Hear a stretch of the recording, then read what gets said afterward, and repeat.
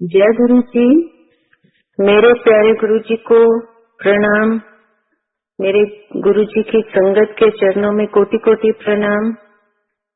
जितने अहम गुरु जी हैं हमारी जिंदगी में, उतनी ही अहम गुरु जी की संगत है मेरे लिए। मैं सबको प्रणाम करती हूँ। संगत जी,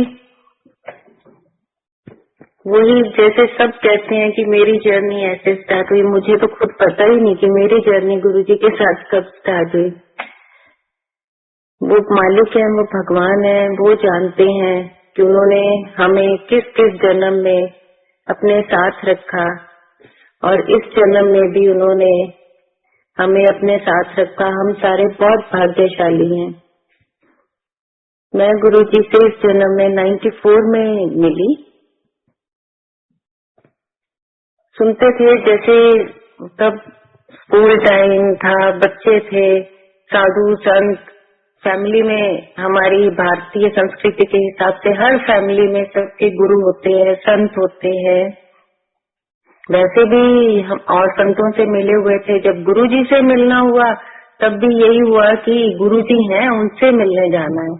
तो माइंड में यही था कि होंगे कोई बाबा दाढ़ी वाले, ऑरेंज कपड़ों वाले, उनसे मिलने जाना है। तो ठीक है, लेकिन जब गुरुजी को मैंने पहली बार देखा, मैंने बोला ये तो कोई हीरो लगते हैं। ऐसे तो गुरु नहीं होते जैसे ये है। ये तो कोई इतने सुंदर, इतने उन्होंने डिजाइनर क्लोथ पहने हुए, कमाल है। ये गुरुजी हैं तो बड़े। फिर एक्चुअली तो मेरी शादी भी नहीं हुई थी। मैं जैसे आपको बता रही हूँ, मेरी एंगेजमेंट हुई थी और गुरुजी ने उनको बोला था कि जो लड़की आपने पसंद की है, मैं उससे मिलना चाहता हूँ, उसको बुलाओ।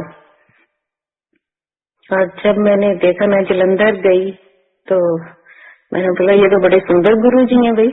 इनके तो, क्योंकि जो मैंने उस एज में जितने गुरु संत महात्मा जिनसे मिले थे, वो टिपिकल जैसे आज भी हम देखते हैं मनुष्य जन्म में जो संत महात्मा हैं और जो अभी तपस्या कर रहे हैं, वो सब ऐसे ही हैं जैसे एक आम इंसान सोचता है, जो मिलता है।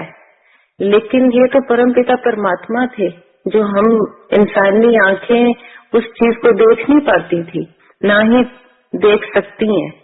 तो जब मैं गुरुजी को मिली, गुरुजी ने मुझे हाथ से इशारा किया मेरे पास आ। मैं गुरुजी के पास जाके बैठी, उनके राइट साइड पे नीचे बैठ गई और मेरे फादर इन लॉ उनको बुलाया। कहते कुड़ी चुंगी है। हाँ, तो पापा हंसने लग गए। तो फिर कहते तेरे मुंडे ने आप बहुत वधिया काम किया है कि आ कुड़ी पसंद करके। तो फिर गुरुजी मजाक बहुत करते थे, हर चीज को लाइटली लाइट कॉन्वर्सेशन करके, उसमें गहरा मतलब होता था। तब हम नहीं समझते थे, अब समझ आती है कि गुरुजी इस छोटी सी एक सरल भाषा में क्या कह गए। एने आ ही चंगा काम किया है।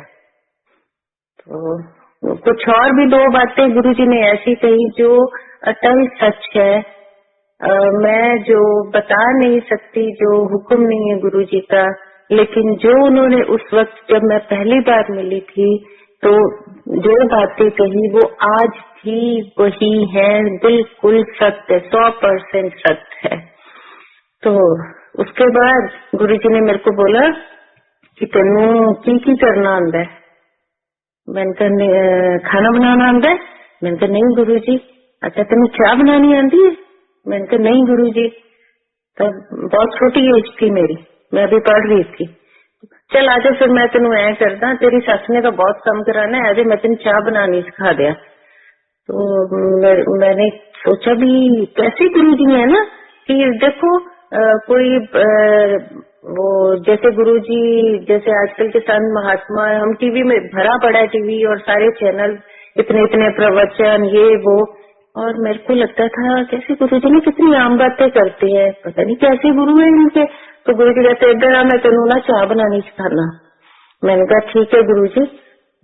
मेरे मन में ऐसा कुछ, मैं सच्ची बता रही हूँ, कोई भाव नहीं आ रहा था कि ये कोई संत महात्मा टाइप, या मुझे लग रहा था कि ये जैसे एक फैशनेबल इंसान है कोई। बस सिर्फ इतना था उस वक्त मेरे माइंड में। गुरु जी कहते इधर आ, तू मेरे वास्ते चाय बना के लिया। ऐसा करी, अद्धा दूध, अद्धा पानी, चाय पत्ती ते 2 चम्मच चीनी पा के, फिक्की चाय नहीं मैं पींदा, पूरा मीठा पा दी, तो इलायची कुट के पा दी। मैंने कहा ठीक है। मैं जलंधर वाली किचन में गई और मैंने वो मेजर किया, 1 कप दूध, 1 कप पानी और डाल के इलायची बॉईल करके, और मैं घर पे गुरु जी के लिए, ये मेरा वो भाग्य है कि मैंने भगवान के लिए चाय बनाई और मेरे को परमात्मा ने सिखाई। ये सब चीजें बाद में समझ आई और हम अपने आप को इतना वो समझते कि कितने महामूर्ख हैं हम, कि परमात्मा हमारे से बात कर रहा था, परमात्मा हमें समझा रहा था, तो सरल भाषा में हमें इतनी बड़े बड़े चीजें बता गए जो आज समझ आ रही हैं कि ये होगा वो होगा, तब जैसे ऊपर से ही निकल गया था। मैंने गुरुजी के लिए चाय बनाई, मैं लेकर गई, तो गुरुजी ने सिप लिया, मेरी तरफ देखा, कम बोलते थे, चंगी बनाई है। मैंने कहा थैंक यू गुरुजी। फिर मेरे को कहते ये संगत बैठी है ना, इनके लिए भी अब तो सबके लिए चाय बना के ला। बहुत ज्यादा संगत तो नहीं बैठी थी, लेकिन जितने भी थे तो मेरे को तो हो गया, मैं कैसे बनाऊंगी। गुरुजी ने ये मेरे को क्या काम कह दिया, पहली बार मिलने आई हूँ, पहले कहते मेरे लिए चाय बना दे, अब कह रहे इतनी संगत के लिए बना दे। मुझे तो लगा मैं तो फंस गई यहाँ आके। मैं फिर किचन में गई और मेरे को तो एकदम वो हो गया, मैं अब क्या करूँ। वो तो 1 कप था, फटाफट बना दिया। फिर मैंने थोड़ा सा पीछे देखा कि ऑलमोस्ट कितने हैं, मैं उतने कप पानी और मिला के वैसे ही ज्यादा बना दूंगी। एनीवेज मैंने संगति के लिए चाय बनाई, सबको सर्व की। मुझे ये नहीं पता था कि आने वाले टाइम में गुरुजी के सत्संग घर घर होंगे, घर घर मंदिर होगा, जहाँ गुरुजी ने मेरे को ये चाय बनानी सिखाई और मेरी सेवा ये वाली लगेगी। जहाँ नहीं भी किसी को पता होता, वहाँ भी मेरी सेवा यही लगती अपने आप कि चाय सेवा सोनिया आंटी करेंगी। वो महाराज की मैं बहुत बड़ी शुक्रगुजार हूँ कि हमें इस लायक समझा और हमारे से सेवा ले रहे हैं, बहुत शुक्रगुजार हूँ। मेरी शादी हुई थी, मेरी एंगेजमेंट के 2.5 साल बाद। तो सबको ये था कि अभी दोनों पढ़ रहे हैं, पहले स्टडीज कंप्लीट कर ले तो फिर शादी करेंगे। लेकिन मेरे पेरेंट्स बीइंग गर्ल्स पेरेंट्स, तो वो उनको होता है ना कि इतना टाइम हो गया एंगेजमेंट को, अब शादी होनी चाहिए।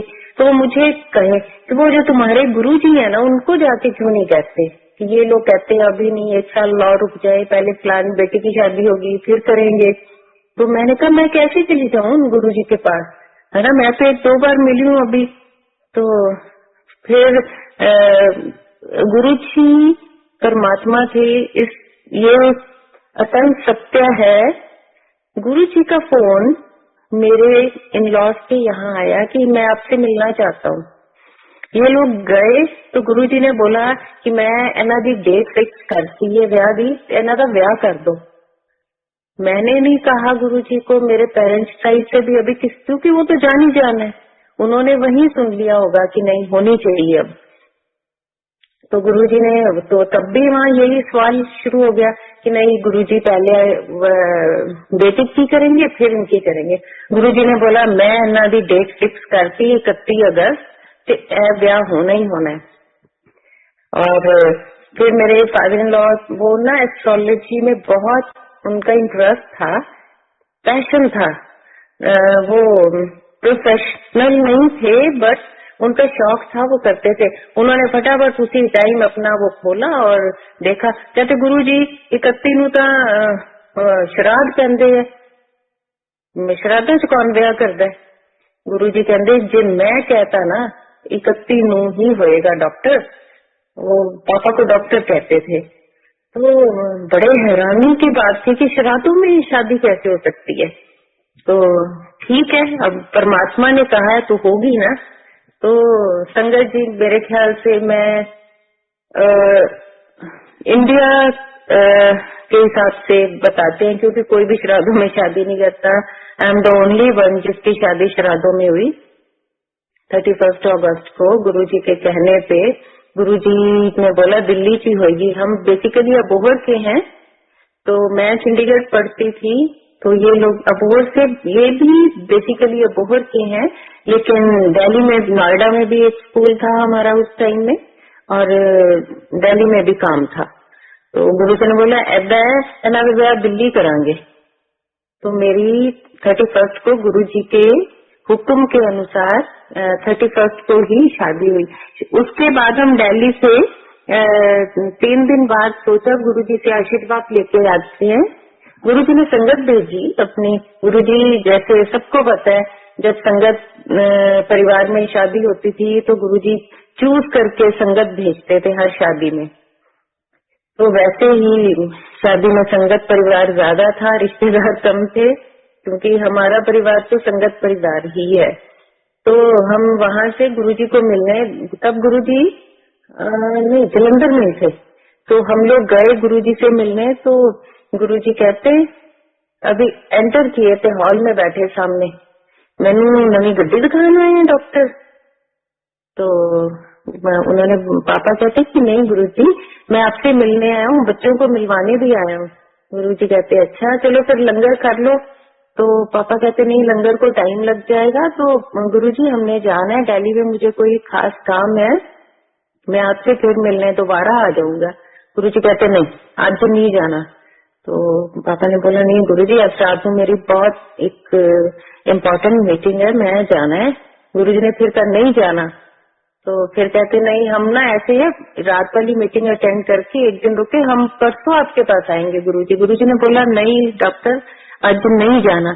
उन्होंने 3 बार कहना होता था, तो फिर उनको पता था ये रुक नहीं रहे हैं, तो कहते चल ठीक है फिर जाओ तुसी।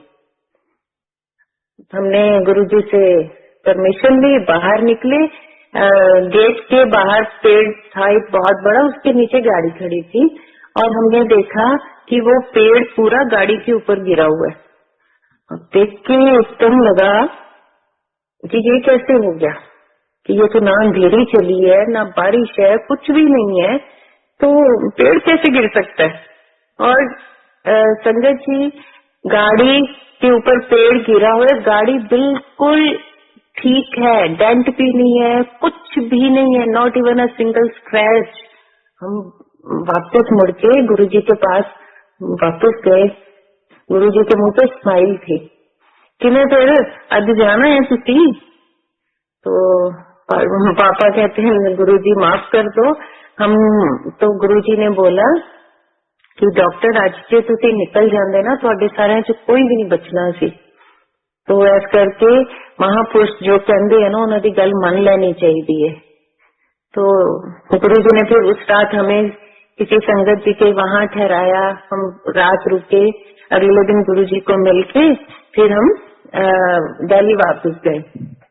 तो उसके बाद गुरुजी दिल्ली में आ गए थे, एम्पायर स्टेट आ गए थे। तो हम दिल्ली में ही रह रहे थे उस वक्त। तो हमें लगा ये तो बड़ी मौज बन गई कि गुरुजी से रोज मिलना होगा, और हम तकरीबन रोज जाते थे गुरुजी के पास। तब हम नोएडा रह रहे थे और गुरुजी एम्पायर स्टेट थे। तो एक दिन हम गुरुजी के पास गए तो गुरुजी प्रसाद बांट रहे थे। तब गुरुजी खुद बांटते थे प्रसाद। तो अब मुझे लगा कि गुरुजी इतने क्लोजली खुद जाके संगत को प्रसाद दे रहे हैं, तो आई विश कि मेरे पास भी ना गुरुजी इतने क्लोज होके मेरे को भी दें। मतलब अभी ये थॉट आया ही था, मतलब 1 सेकंड से भी जो कम टाइम होता है, मैंने देखा गुरुजी मेरे आगे खड़े हैं। ये कैसे हो सकता है ना, एक दूर से आप देख रहे हो कि गुरुजी को फर्स्ट लेन में प्रसाद दे रहे हैं, और एकदम आपका थॉट आते ही गुरुजी आपके सामने खड़े हैं। अमेजिंग। तो कहने का मतलब ये है कि हमारा परमात्मा तो कण कण में है। ये है कि हम कितने भाव से, कितने मन से उसको याद कर रहे हैं, कि वो मेरे पास हो, वो तो हर वक्त पास है। वो उस चीज का एहसास, आभास उसी वक्त देता है कि मैं तो तेरे पास ही हूँ। मतलब एकदम आपको शौक लगता है कि मैं दूर आंखें तो वहां देख रही हैं और एकदम आपके पास खड़े हैं। ये परमात्मा के रंग है जो हमें समझ आते ही नहीं थे।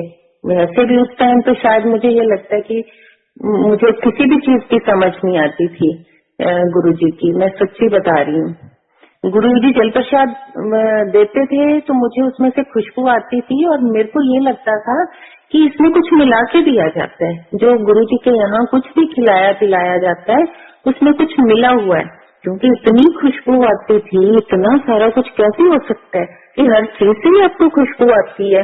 फिर हम जब घर जाते थे वहां भी वही खुशबू सेम, पानी पीते थे घर जाके वो भी सेम खुशबू। तो मेरे माइंड में आता था कि ये पक्का कोई जादूगर है कि जो जिसकी हर चीज से वही खुशबू आती है।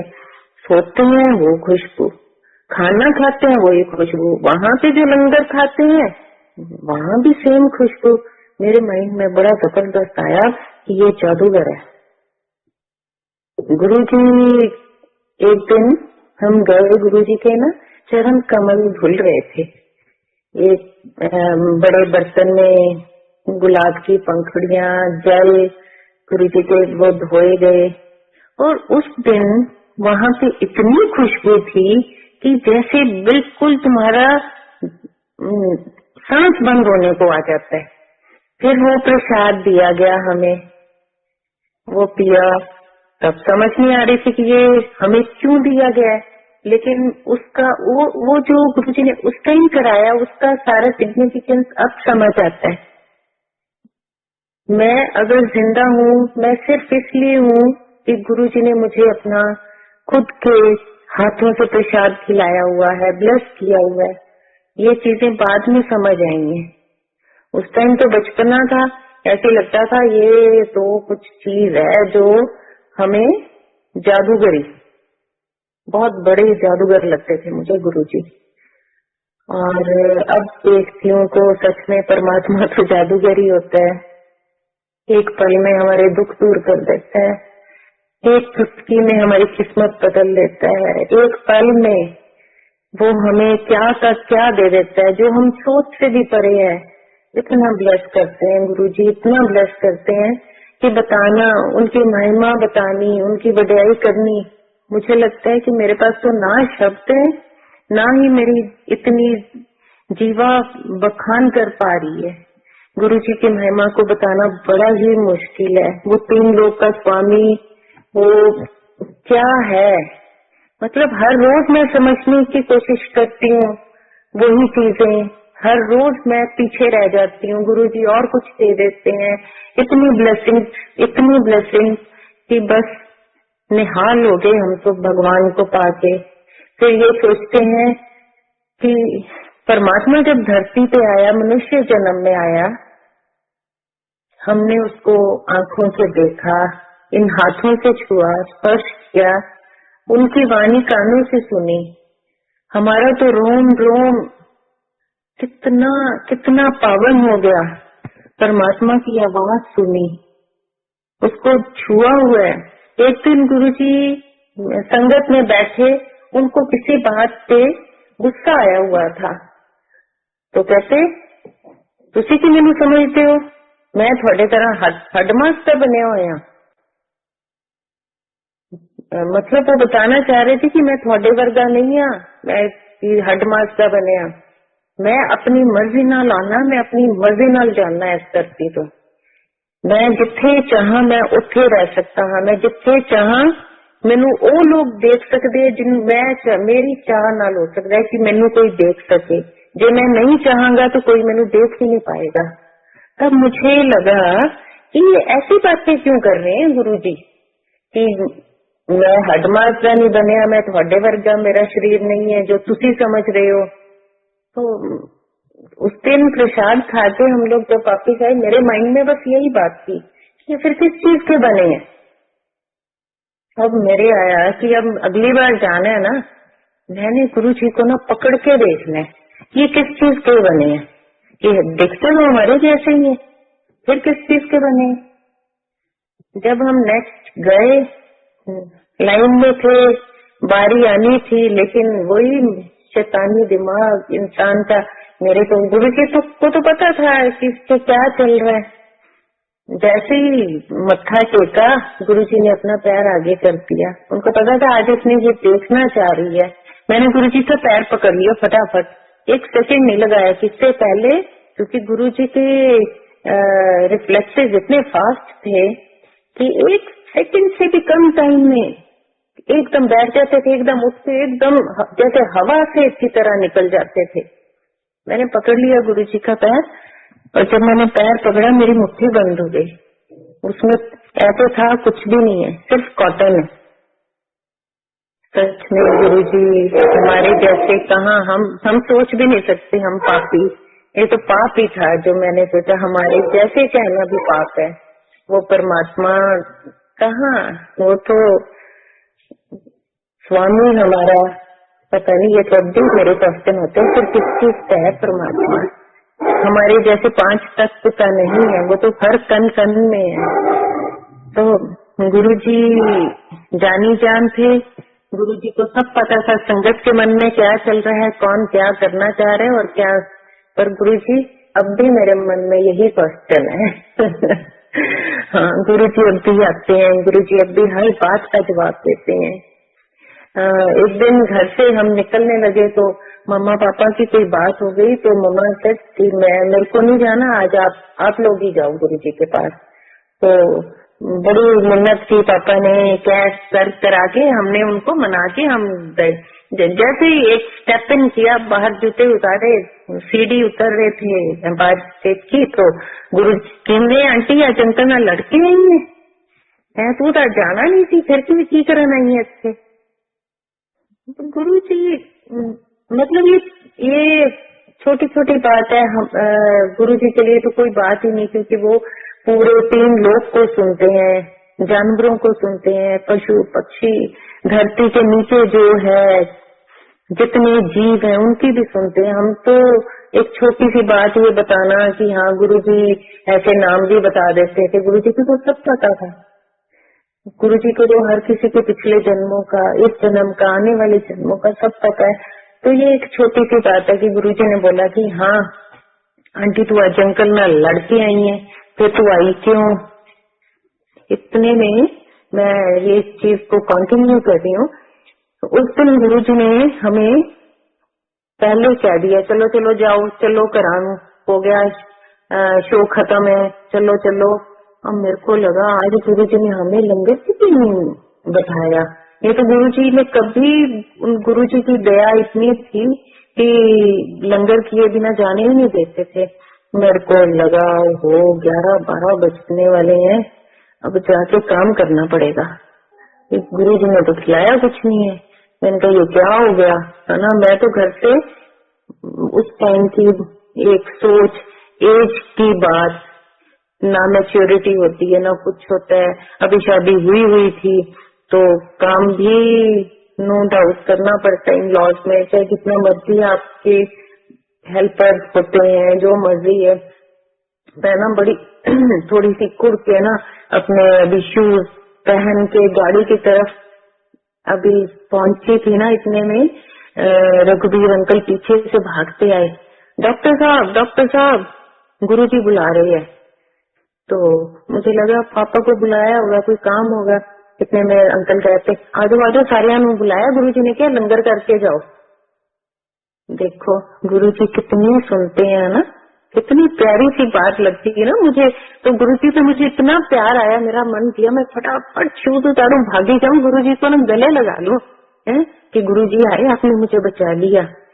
मतलब उस टाइम की बात ये है कि एक 21-22 साल की एज में ये बातें इतनी बहुत बड़ी लगती है ना कि हाय देखा बचा लिया।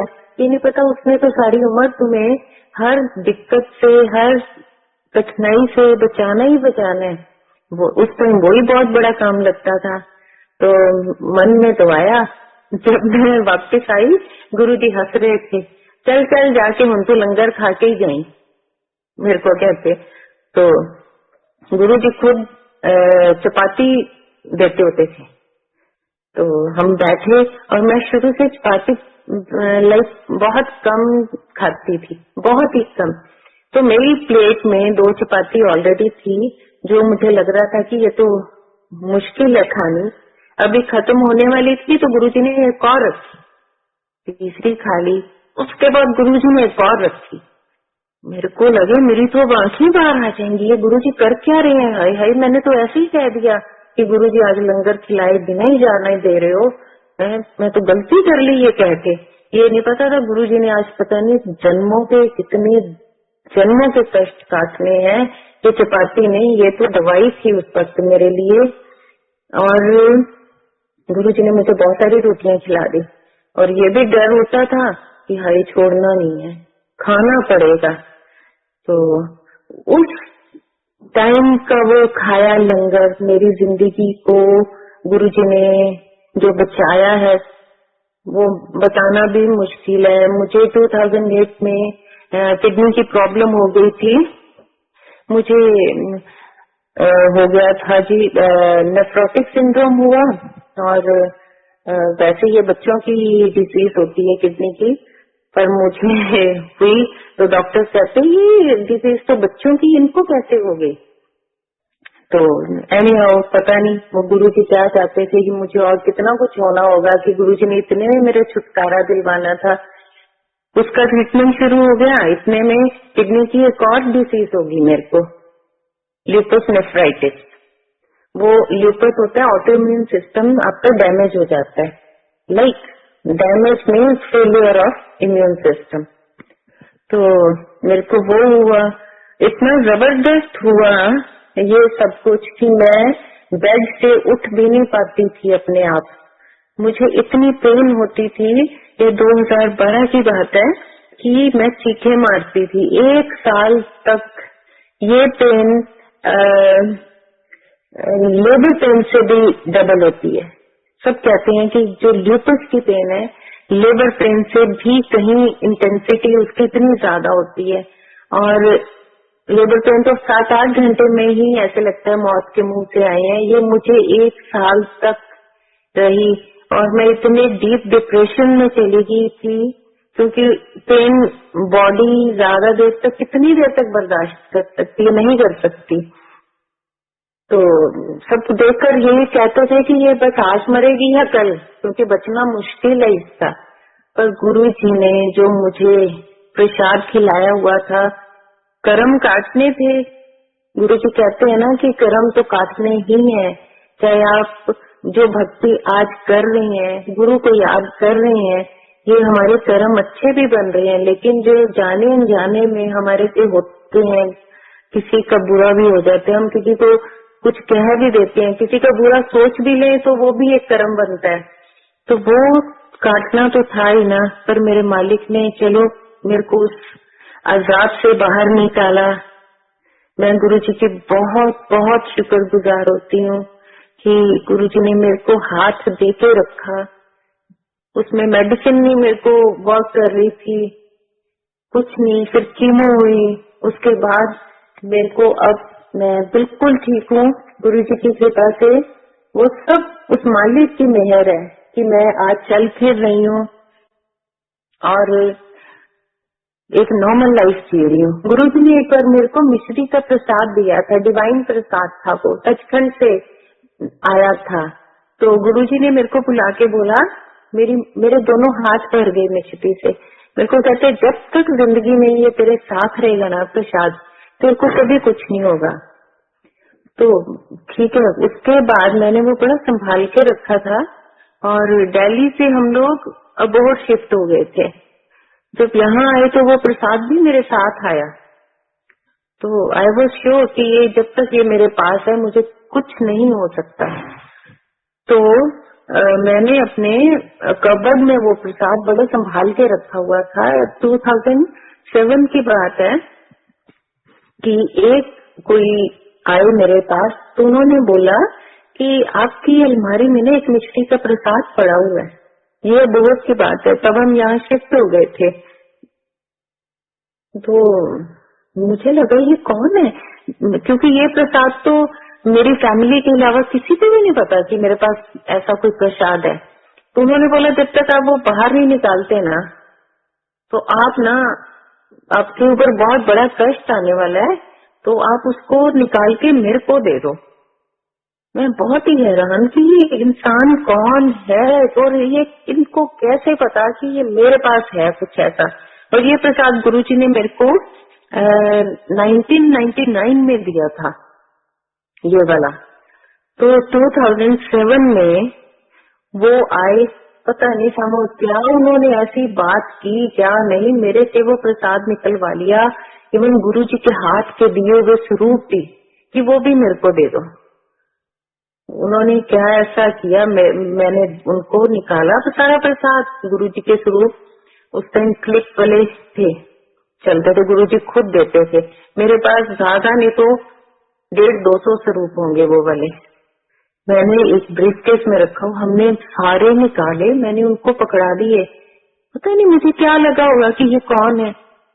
इतने में वो जब लेके गए, उसके कुछ दिन बाद ही मुझे इतनी फिजिकल प्रॉब्लम, मेरे को इतनी सीवियर डिसीज शुरू हो गई ये किडनी की कि मैं बता नहीं सकती कि मैं किन किन चीजों से निकली हूँ। मुझे लग रहा था कि मुझे ही नहीं, सबको लगता था जो देखता था कि ये तो बचे ही नहीं, ये बच ही नहीं सकती। पर फिर भी गुरुजी ने मेरे को उस चीज के लिए माफ किया जो मैंने एक वो कर दिया, हिप्नोटाइज किया उस बंदे ने मेरे को। क्या किया I don't know exactly, but yes, वो पता नहीं मेरे से ले गए प्रसाद भी और सारे स्वरूप, और उसके इमीडिएटली आफ्टर दैट मेरे को ये सारी प्रॉब्लम शुरू हो गई। ये भी शायद ऊपर वाले की वो थी, मैं तो कहती हूँ उसी का ही खेल है। अगर हम कुछ गलत सीधा उल्टा कुछ भी कर रहे हैं, ये वो करवाता है तो करते हैं। फिर ये आता है कि उसने मेरे कर्म कटाने थे ना, अगर ये कर्म मैं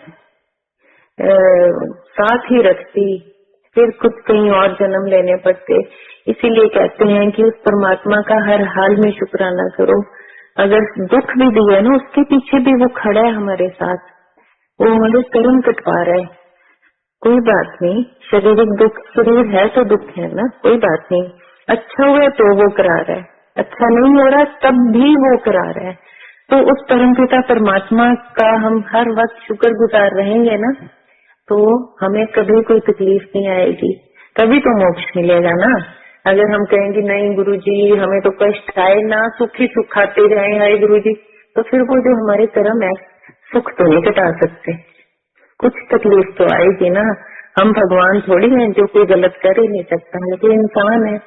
फिर भी गुरुजी उस परमात्मा का इतना वो है कि उसने हमें वो एक चांस दिया उसको देखने का, सुनने का, गुरु को टच करने का। मैं अपने आप को इस चीज के लिए रोज गुरु जी का रोज इतना शुक्राना करती हूँ। गुरु जी मैं उन संगत में से एक हूँ जिसने आपको देखा हुआ है, मिली हुई हूँ। पता नहीं कितने जन्म लेने पड़ते हैं परमात्मा को देखने के लिए। जब परमात्मा धरती पे आता है कितनी तपस्या करनी पड़ती होगी। क्या हम भी उनमें से एक है ना गुरु जी, कि हमने आपको हाथ लगाया, टच किया। गुरु जी एक दिन जल प्रसाद पी रहे थे तो मैं बिल्कुल आगे बैठी हुई थी उनके पास। उन्होंने एक घूंट पिया और मेरे को कहते अल्लाह तू पी ले। तो मैं तब शादी से पहले की बात है, वही मेरे माइंड में आया कि अगर इन्होंने मेरे को देना था तो फिर इन्होंने पहले पिया ही क्यों। वो उस टाइम की हर चीज का जवाब मेरे को अब मिलता है कि उसने इसलिए किया था भगवान ने कि तू ये पी ले, ये अमृत बन गया है, तभी तो मैं तू जिएगी, तू अभी अमृत पिएगी तो जिएगी। सच्ची अगर मैंने वो उस टाइम ना पिया होता, गुरु जी के हाथ का प्रसाद ना खाया होता तो मैं जिंदा थोड़ी होती। ये तो श्योर है, 100% श्योर है कि मेरी तो लाइफ थी ही नहीं। इस परमात्मा ने मेरे को खुद दी है ये जिंदगी।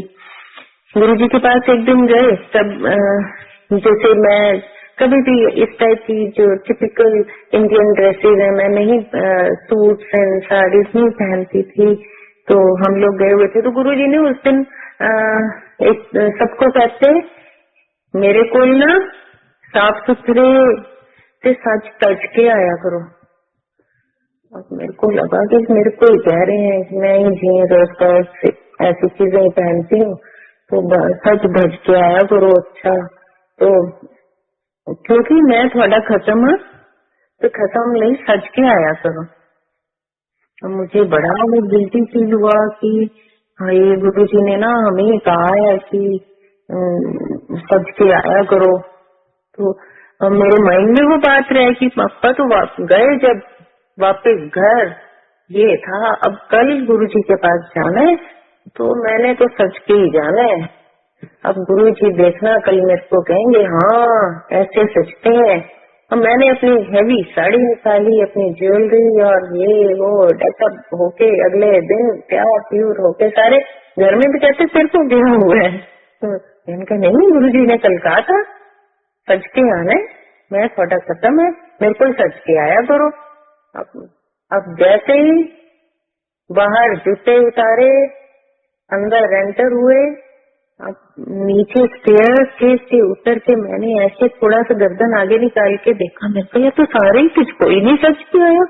भाई गुरु जी ने तो कहा था, तो मेरे हिसाब से तो मुझे लग रहा था कल सारी दुनिया सज के आएगी क्योंकि गुरु जी ने कहा है। अब मेरे को लगे ऑकवर्ड कि भाई मैं अकेले इतना वो क्या कर रही ना है। अभी मेरे माइंड में चल रहा था, इतने में गुरु जी मेरे सामने खड़े, बिल्कुल आम टंकी ऐसे बंद की और हंस रहे थे मेरे सामने, बिल्कुल मेरे क्लोज, एकदम वेरी क्लोज टू मी। कितना सीन अपने सोचते हुए सुंदर था ना वो। मेरे को तो हंसने लग गए, मेरे को लगा गुरु जी तो मेरा मजाक उड़ा रहे हैं। अब मैं हॉल में बैठूंगी तो सारे उड़ाएंगे कि ये क्या आज बन के आ गई ये माता। तो मैंने ना आंखें नीचे कर ली और मेरा बस रोना ही नहीं निकल रहा था। गुरु जी कहते हैं कमली चंगी लगती है, सोनी लगती है, चल जा आगे जा उत्थे बैठ जा। और मेरे को तब भी लगा आज तो भाई बहुत बड़ी गड़बड़ होगी, मैंने ये क्या किया। तो मैं ये फिर बताना चाहती हूँ कि गुरु जी हर जगह मौजूद है, क्योंकि मेरा वो थॉट आया और गुरु जी मेरे सामने खड़े थे, वेरी क्लोज टू मी, कुछ इंच का गैप था और मेरे पे हंस भी रहे थे, वो हंस नहीं रहे होंगे। अब समझ आती है कि उन्होंने ये सोचा होगा कि मैंने कहा और इसने माना, है ना। मैं भी वो कहने का मतलब उनका जो भी रहा होगा संगत को कि अपने मन में मैल मत रखो, साफ होके आया करो। अब समझ आती है कि उन्होंने ये कहा था कि साफ सुथरे रहा करो, अपने मन में खोट मैल किसी के लिए कुछ भी गलत चीज मत रखो। और वो हंस रहे थे और उस टाइम जितना दिमाग था, अकल थी, उसके हिसाब से मैं जो वो करके आ गई थी। तो चलो फिर मेरे को लगता है चलो मैंने भगवान को खुश तो किया, कैसे भी किया। बड़ी सुंदर बात लगती है मुझे ये अपनी ये वाला स्पेशली कि गुरुजी मेरे पे हंस रहे थे और भगवान मेरे कितने क्लोजली, कितना मेरे एकदम पास खड़ा था, खड़ा तो आज भी है मेरे पास। तब हम साफ नंगी आंखों से उनको देखते थे और उनकी स्माइल, उनका हंसना, उनका बात करना। फिर मेरे को कहते तेरा कोई भरा है क्या? मैंने बोला हाँ जी गुरुजी। उनकी नीस थी ना पूनम, अब ना ਇਹਦਾ ब्याह करना है। मेरे को लगे मैं तो खुद ही अभी शादी हुई है ना, कितनी तो मुझे अकल है। और मेरे को और भी शर्म आई कि मेरे से उसकी शादी के बारे में कह रहे हैं कि आपा ਉਹਦਾ ब्याह करना है, ते मुंडा लभ रहे हैं, तू ऐ कर तेरे भरा नाल ਇਹਦਾ ब्याह कर देने हैं। मुझे लगा कि नहीं, मेरा ब्रदर तो भी ड्रिंक भी करता है, मतलब सारे ऐसे नॉट फिट फॉर हर। मैंने कहा नहीं गुरुजी, मैंने कहा नहीं वो इसके लिए ठीक नहीं है। गुरुजी फिर हंसे, अच्छा फिर तू ऐ कर ਇਹਦੇ ਵਾਸਤੇ ना मुंडा देखना है आपा, ते तू ना ध्यान से रखी। मेरे को अब लगता है कि अरे मैं इस लायक थी, गुरुजी को लगता था कि मेरे में इतनी समझ है या कुछ है कि मेरे एक परमात्मा एक छोटे से अग्नि से इंसान को काम कह रहा है। कितना भोला है ना परमात्मा, कि देखो जो सारी सृष्टि 3 लोक को संभालता है ना, हर चीज को संभालता है, हवा, पानी, सूरज, चांद, सितारे, सारे ग्रह उससे इशारे पे चलते हैं। और वो एक छोटे से इंसान को क्या कह रहा था कि आपका तू ध्यान च रखी, कोई मुंडा तेरा कोई भरा आप उत्थे ब्याह कराएंगे। तो अब समझ आती है कि अच्छा कुछ परमात्मा समझता होगा ना कि मैं ठीक हूँ, तो मेरे साथ ये बात की। जब गुरु जी की ये सारी बातें याद आती हैं तो ये लगता है कि हे परमात्मा, अब हम कौन सी ऐसी तपस्या करें कि तू फिर सामने खड़ा हो।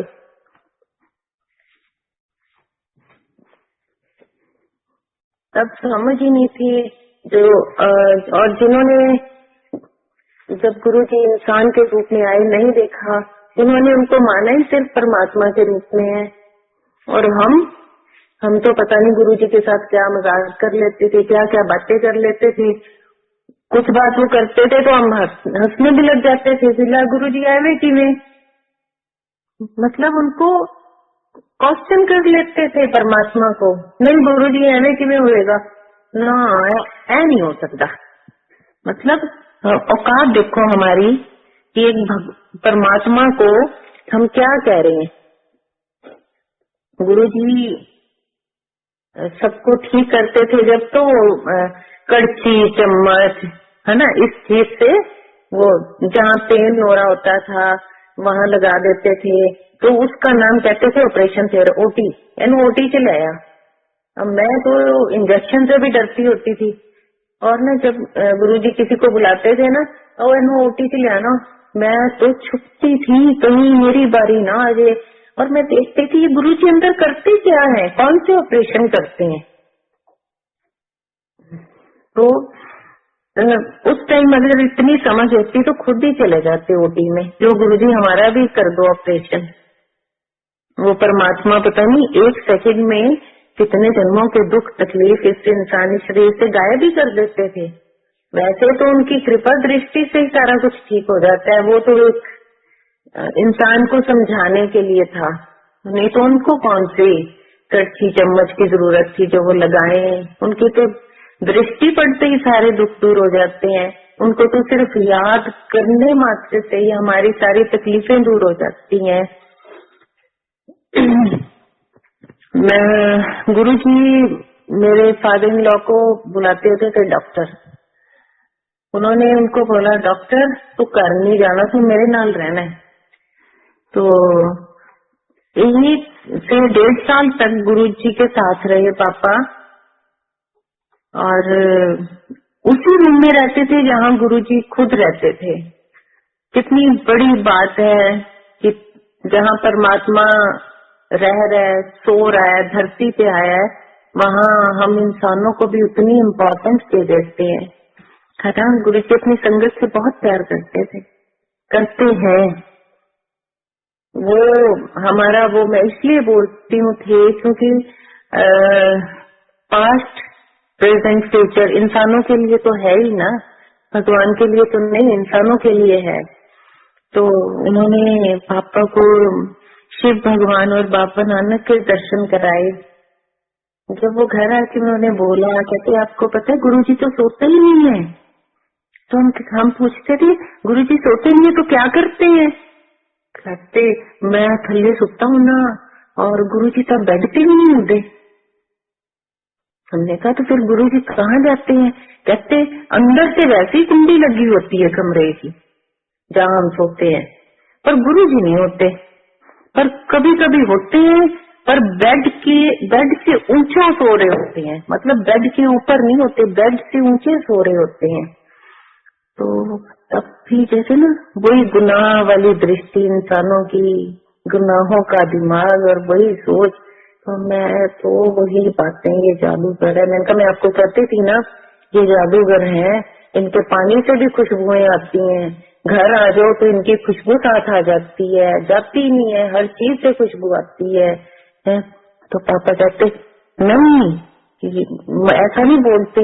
उन्होंने मेरे को शिव भगवान और बाबा नानक के दर्शन कराए अपने रूप में। वो सच में बहुत पहुंचे हुए हैं।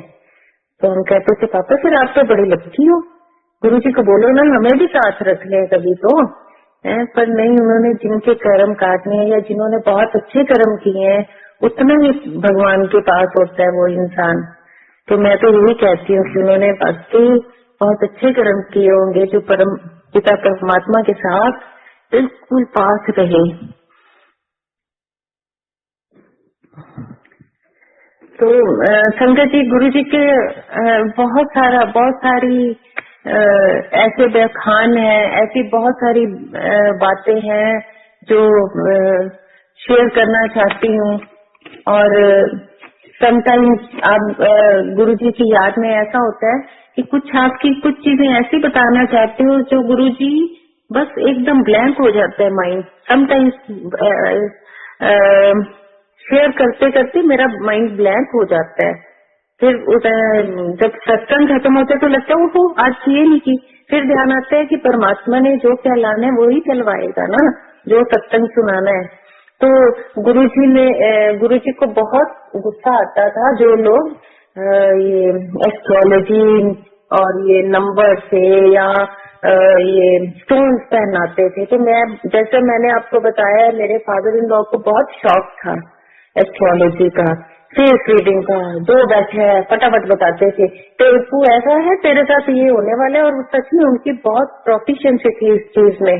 He was very perfect in that matter कि ये हो जाएगा, तू फलाना ये पहन ले, ये ग्रीन नट वॉट एवर, ये तू सफायर पहन ले, तू ये पहन ले, ये वाला उतार दे। तो एक दिन मेरे को कहती अच्छा तेरी कुंडली देख के ना मैनू लगता है थोड़े ना बेबी नहीं होना। तो मेरे को कुछ फील ही नहीं हुआ। मैंने कहा अच्छा नहीं होना तो ना से तेरे ना फलाना दोष पे है, तो तेरे को वो वाला स्टोन पहना देंगे फिर ठीक हो जाएगा। मैंने किसी चीज को ना तो समझ थी इतनी कि बेबी होने या ना होने से क्या फर्क पड़ता है। तो शाम को हम गुरुजी के पास गए। गुरुजी ने जाते ही पापा को डांटा, डॉक्टर मैं तेन की करके है, तू आ तेरी विद्या भी बंद कर दे, या तेरे पत्थर पुत्थर सुट दे, ये चंगे नहीं होंगे। और कुड़िए तू इधर आ, तेरे मुंडा होएगा।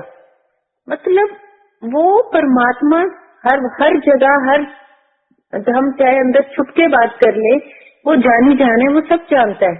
मतलब वो था पापा को बताने का कि तूने घर में इसका ये देखा है तो ये नहीं, क्योंकि उनके वचन हो गए थे कुड़िया तेरे मुंडा होएगा देखी। और वो मेरे सच में बेटा है गुरु जी की कृपा से। मतलब इंसानों के हिसाब से तो मेरे बच्चा ही नहीं होना था वॉट एवर दोष वॉज दैट, बट मेरे परमात्मा की कृपा दृष्टि देखो वो 7 तारीख को हुआ मेरा बेटा।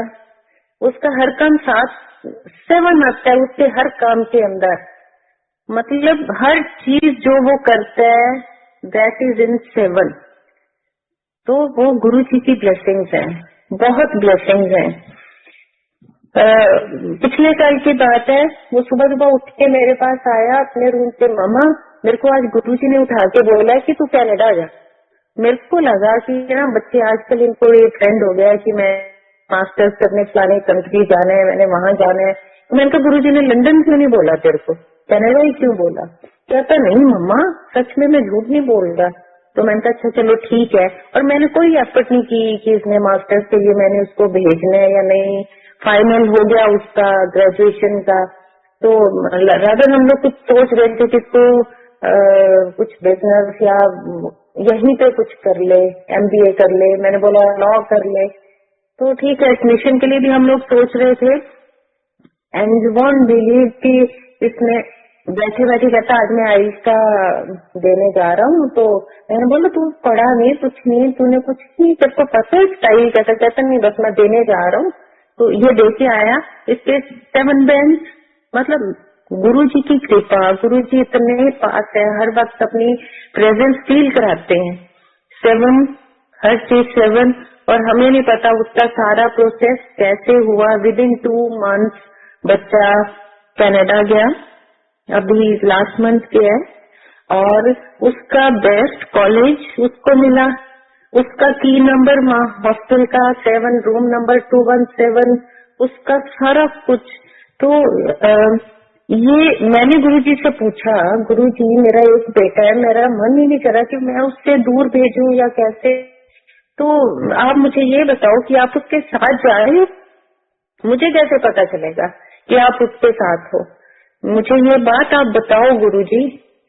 तो उसकी फ्लाइट से पहले हम लोग बड़े मंदिर गए, तो मतलब ये गुरुजी का वो मैं बता रही हूँ कि मेहरबान परमात्मा जो हमारा, जो हम उससे हर वक्त क्वेश्चन करते हैं तो वो कितना बोला है, तब भी हमें हर बात का जवाब देता है। गुरुजी ने बड़े मंदिर में हमें गौरव अंकल से मिलवाया, वहाँ दीपक अंकल हैं, विक्रम सोनी अंकल हैं, उनको हमने कॉल किया था कि हम आना चाह रहे हैं, तो they are really generous, very generous. उन्होंने हमें मिलवाया, गुरुजी ने खुद वहाँ हमें लंगर कराया, गुरुजी ने बिल्कुल अपने पास बिठाया। उसकी वो ये था कि वो मुझे बताना चाह रहे थे कि हाँ मैं इसके साथ हूँ, तू घबरा मत। तो मेरे परमपिता परमात्मा इतने दयालु हैं, इतने कि बता पाना भी मुश्किल है, बताना भी मुश्किल है क्या उसके बारे में, उस वड्याई में हमारे पास तो ना शब्द है ना कुछ और है। मैं आपको बताना चाहती हूँ संगत, ये बहुत बड़ी बात है जो हमें स्मृति शेयर करते अंदर से एक शर्मिंदगी भी महसूस होती है, लेकिन नहीं, मैं बताना चाहूंगी 2001 के बाद गुरुजी ने जैसे बहुत सारे, मेरे को लगा था कि शायद हमारे साथ हुआ है, एक वॉश ऑफ नहीं हो जाता माइंड से। गुरुजी ने हमें इतना परे कर दिया था कि हमें भुला दिया था कि हम हमारी लाइफ में गुरुजी थे। 2007 से लेके 2001 से लेके 15 तक, मतलब हमारे माइंड में गुरुजी कहीं भी नहीं थे। कहाँ थे, क्या हो गया हमें, क्या नहीं हुआ, वो ही जानते हैं। 2015 में मेरा बेटा छोटा ही था, बहुत छोटा था, तो वो बड़े मंदिर गया। हमारा एक घर दिल्ली में भी है, तो वहाँ दादी पास गया हुआ था, तो वहाँ से ये लोग बड़े मंदिर गए। किसी ने बोला बड़े मंदिर चलने, हालांकि जब बड़ा मंदिर बन रहा था तो तब हम लोग वहाँ चाय सेवा लेकर भी जाते थे नोएडा से और सब कुछ। और ये ऐसा कैसे हो सकता है ना, बड़ी अमेजिंग, बड़ी अजीब बात लगती है मेरे को।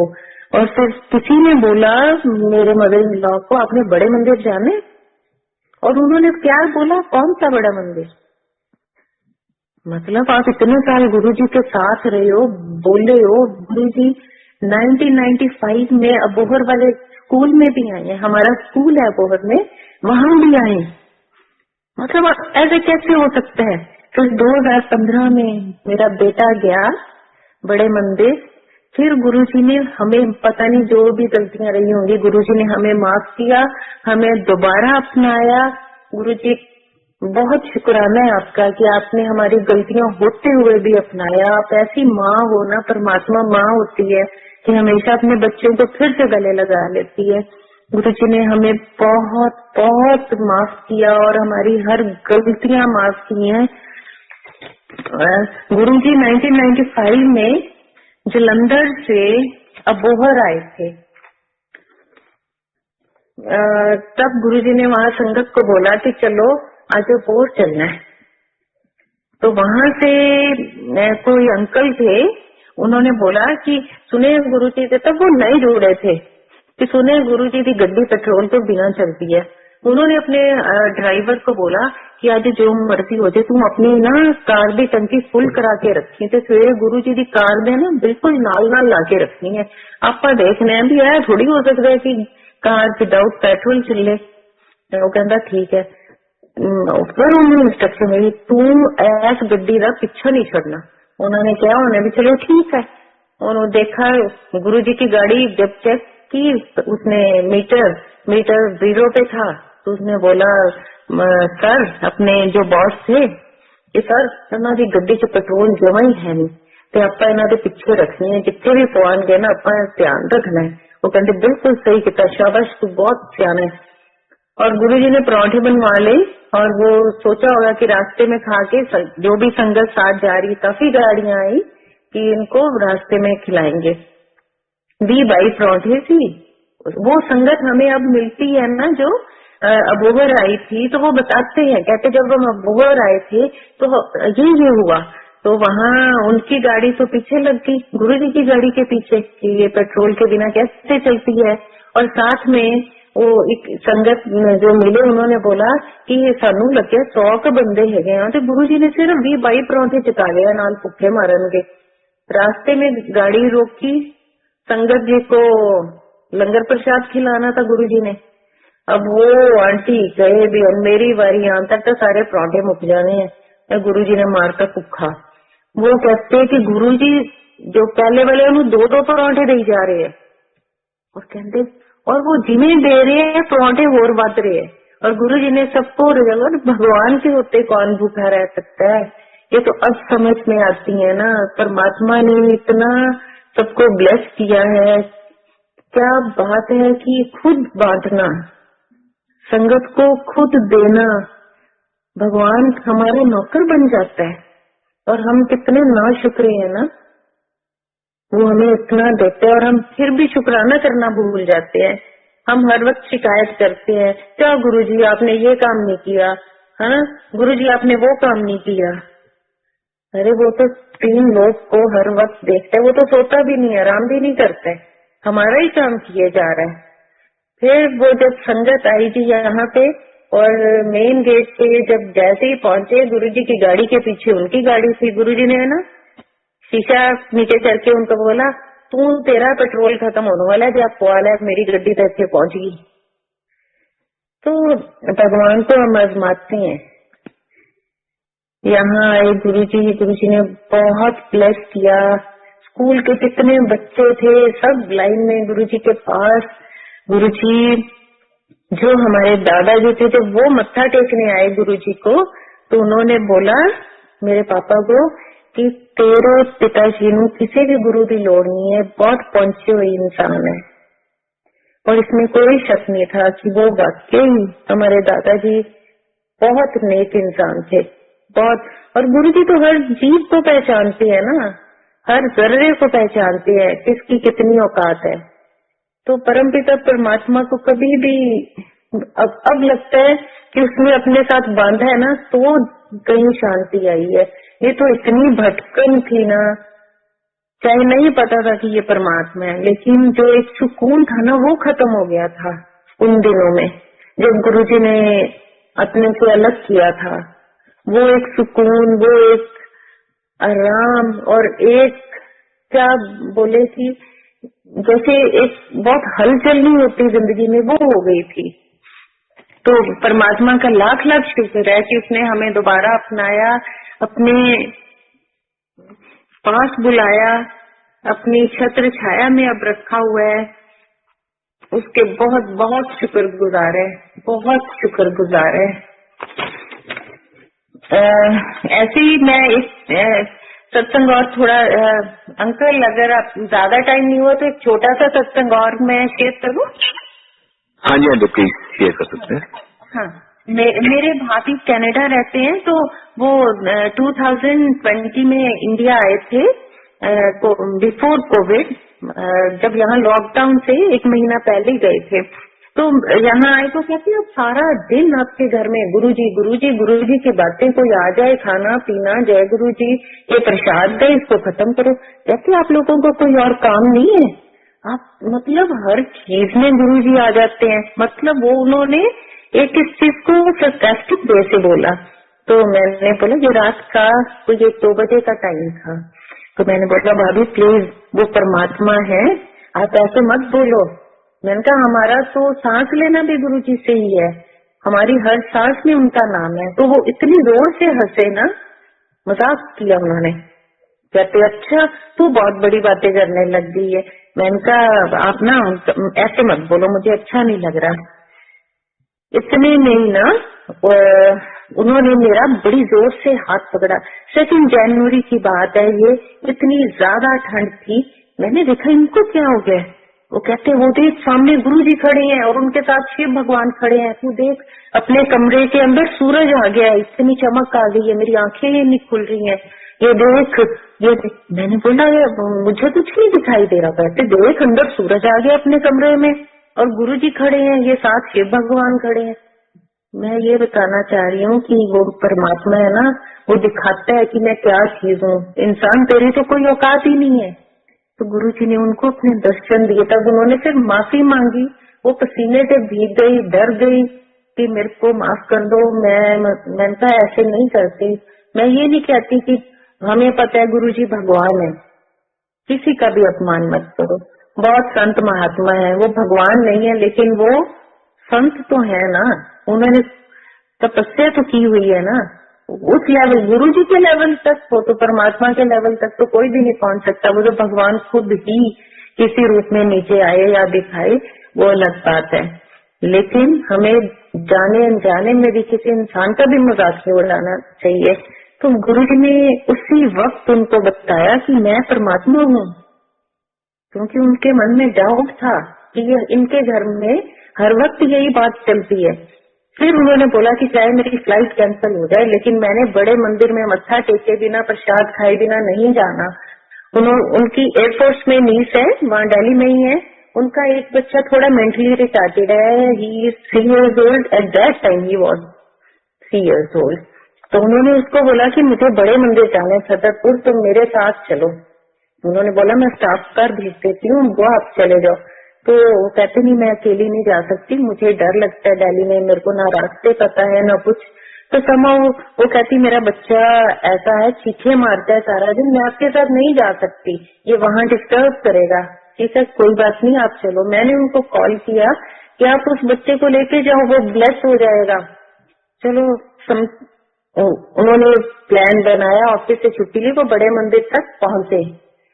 जैसे ही वो बड़े मंदिर के एरिया में ऑरा में एंटर किए, वो बच्चा बिल्कुल शांत हो गया। अदरवाइज वो ना तो सोता था ना कुछ ना खाता था, स्पून फीडिंग होती थी।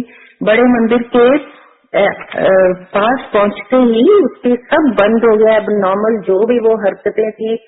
जब वो लाइन में जल प्रसाद मिला, उस बच्चे ने पहली बार अपने आप सारा जल प्रसाद खत्म किया। अदरवाइज स्पून फीडिंग थी, मतलब एक छोटी छोटी उसको खिलाना पड़ता था, उसको खाना भी नहीं आता था। वहाँ जो प्रसाद मिला उस बच्चे ने, 3 साल के बच्चे ने सारा खत्म किया, मत्था टेका। और संगत जी उस दिन के बाद उस बच्चे में वो सब चीजें बंद हो गई हैं, वो चीखता नहीं है। भगवान की ऐसी कृपा हुई है कि देखो तो बच्चा भी तर गया है। एक बहुत सुंदर सा सत्संग है जो मैंने पहली बार जिस दिन मैंने गुरुजी को जादूगर कहना शुरू किया था, गुरुजी के पास मिलने गई हुई थी, हॉस्टल से गई थी, क्योंकि मुझे लगता था कि ये इंसान मुझे इतना क्यों खींचता है। मेरे को वो इंसान लगता था परमात्मा, तो मैं खींची चली जाती थी। मेरा वीकेंड होता था, मैं चंडीगढ़ से जलंधर भाग जाती थी। तो वहाँ एक बार मैं गई हुई थी, तो मैंने देखा कि पेरेंट्स अपने बच्चे को चेयर के ऊपर उठा के 3-4 जने गुरुजी के पास ला रहे हैं। तो गुरुजी ने बोले कि ऐसे किਵੇਂ लेके आए हो? उन्होंने बोला गुरुजी ये जब से पैदा हुआ है ना ये चल सकता है, ना बैठ सकता है, ना खा सकता है, ना पी सकता है। He was a really very young boy, 17-18 years old। तो कहते बड़ा मुश्किल हो गया सानू किसी ने दसे है जी, जे तुसी उत्थे चले जाओगे ना, कोई बड़े संत ने गुरु जी वो ठीक कर देंगे। गुरु कहते क्यों मैं डॉक्टर है के जो मैनू ठीक कर दांगा, ले जाओ इनू। तो उसकी मदर रोने लग गई, कहते नहीं गुरु जी असि बड़ी आस लेके आए हैं थोड़े को, प्लीज साडी सुनो। अच्छा गुरु जी ने बोला चल ठीक है, इनू जल प्रसाद मंगवाया। गुरु जी ने बोला इनू जल प्रसाद दो। गुरु जी ने बिल्कुल सामने चेयर उसकी रखवा ली थी बच्चे की कि चलो, वो तो उसकी कृपा है ना, मेहर, उसकी तो दृष्टि बढ़ने से ही सारी कायनात बदल जाती है। तो जल प्रसाद लाया गया, गुरु जी ने बोला इनको वापस। वो कहती मदर सेड कि नहीं ये तो इसको पकड़ना भी नहीं आता, पीना तो दूर की बात है। तो गुरु जी ने बोला चलो आप पिलाओ इसको। फिर उनकी मदर ने उनको ना वो जल प्रसाद पिलाया। फिर गुरु जी ने बोला चाय प्रसाद लाओ, चाय प्रसाद आया। तो गुरुजी ने बोला नहीं तू नहीं पियाना, माँ को बोला ये नु आपे पीन दे। माँ की आंखों में आंसू आ गए, कहते हैं ये जो बच्चा मतलब इसको खाना भी नहीं आता, चबाना भी नहीं आता है, कैसे अपने आप पकड़ सकता है। गुरुजी ने बोला ये हाथ खींच रख ग्लास। उन्होंने उसका हाथ खोला, फिंगर्स को प्रॉपरली ऐसे ग्रिप करके कि रख दिया कि थोड़ा सहारा दिया, माँ ने उसको पिलाई चाय।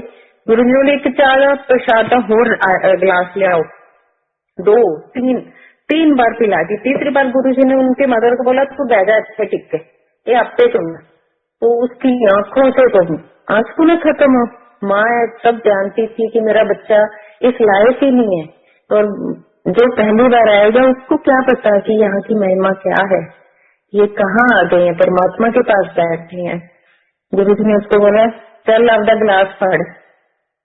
उसने लिटरली, मैंने अपनी आंखों से देखा, उसने ग्लास को ग्रिप किया। मतलब ये मैं वही बताना चाह रही हूँ कि मुझे क्यों जादूगर लगते थे गुरुजी। मैंने तो ये तो भाई पक्का जादूगर है, इसने तो वो ग्लास भी पकड़वा दिया जिसकी माँ रो रही है कि ये कुछ कर ही नहीं सकता। फिर गुरुजी ने बोला चल आपका ग्लास में अच्छे रख। जो बैठ ही नहीं सकता, खड़ा नहीं हो सकता, वो ग्लास कैसे रख सकता है। गुरुजी कहते तेन क्या आपका ग्लास चक के उत्थे रख। नहीं, उसने ना थोड़ा सा अपनी एल्बोस के सहारे थोड़ा सा जोर लगाने की कोशिश की कि गुरुजी ने अपना हैंड रेज किया और वो खड़ा होके उसने गिलास वहां रखा। ये जादू नहीं तो क्या है। मतलब आंखों से आंसू नहीं रुकते, ऐसी महा कृपा, इतनी कृपा कैसे गुरुजी 1 मिनट में बरसाते हैं लोगों पे, कितना ध्यान रखते हैं सबका, कैसे सेकंड नहीं लगता कर्म काट देते हैं। तो हे परमात्मा, जैसे सबके कर्म काटता है ना, वैसे हमारे भी काटना, जैसे हमारे काटे हमारे दुख दूर करता है, ऐसे सारी संगत के, जो संगत नहीं भी है इस वक्त लेकिन वो गुरु की औलाद तो है ना, आना करने यही है, अल्टीमेटली यही है सबकी जगह। तो संगत जी कोई गलती हो तो माफ करना। मैं बहुत बहुत धन्यवाद करती हूँ विक्रम सैनी अंकल का, और गौरव अंकल को मैं मिली जब यहाँ पे बड़े मंदिर में, मुझे बहुत अच्छा लगा। ही सच जेनरस मैन।